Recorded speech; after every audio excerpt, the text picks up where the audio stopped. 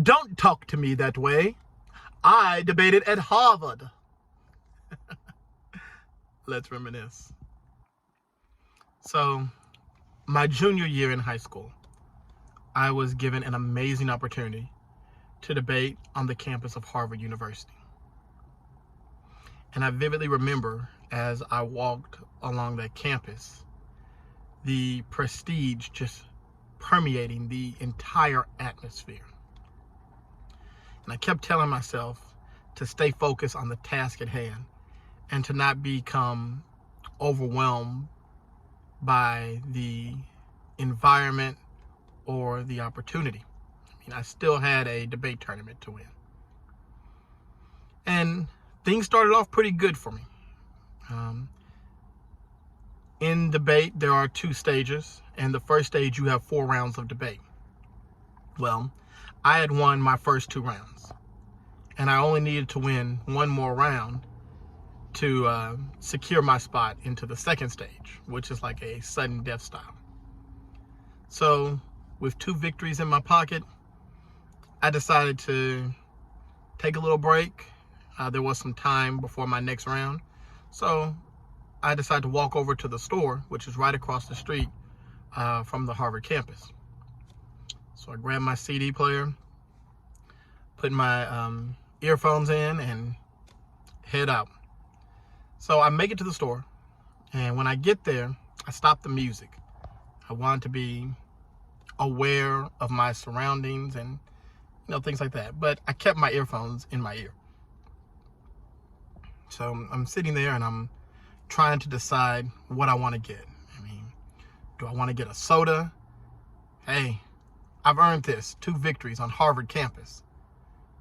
But hey, that's a lot of sugar, might hype me up, might cause me to lose some focus.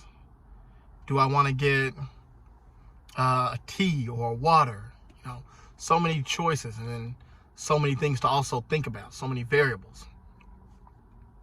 So as I'm thinking, what to get, I hear someone behind me say, "Oh, hey, it looks like they let the little monkeys out to play." Now, I didn't really think anything of it. I mean, he could have been talking about the zoo or something. I don't know. So I continue, looking. And I pick up a Sprite. I'm looking at it, looking at how much sugar is in it, comparing it to root beer, Coke, things like that. Trying to decide, like, hey, if I do get a soda, should at least get one with the least amount of sugar. And as I'm looking at the Sprite, I hear the same voice behind me. I'll say, "Since when did monkeys start drinking Sprite?" Now, this comment seemed to be directed solely at me. So, I mean, I'm in a city I've never been in, and I immediately tell myself, don't react. And I don't think he knows that I hear him because I have my earphones in my ear. So I put the Sprite down, and I decide to get a water and a Snickers. Like, hey, I can get me some sugar. It's less sugar than what's in the Sprite, and got a water too, so moderation. So I go and I check out, pay my money, get my change back, and I grab my bag, and as I'm walking out, I hear the same voice say, "Who started giving monkeys money?" And my blood began to boil. Now, being that I'm in 11th grade, first thing that came to my mind is, hey, let's confront this guy. You're not just going to sit here and be disrespectful, talk to me, be racist because you think it's funny. But I also know that normally it's the person who responds that gets in trouble and not the instigator. So I decide not to say anything.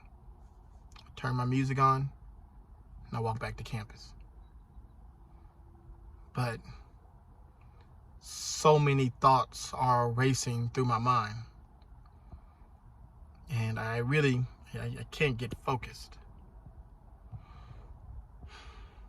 I end up losing my next 2 rounds, and I wasn't able to qualify for the next stage of debate. Frankly, I didn't care. I just wanted to leave the campus, leave the city, just get back to home, where I was familiar. I never really blamed my losses on what that person said.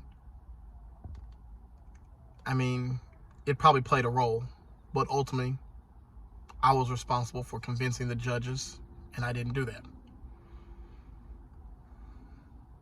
But the way I viewed Harvard and the way I view the city of Boston was and still is forever tarnished in my mind.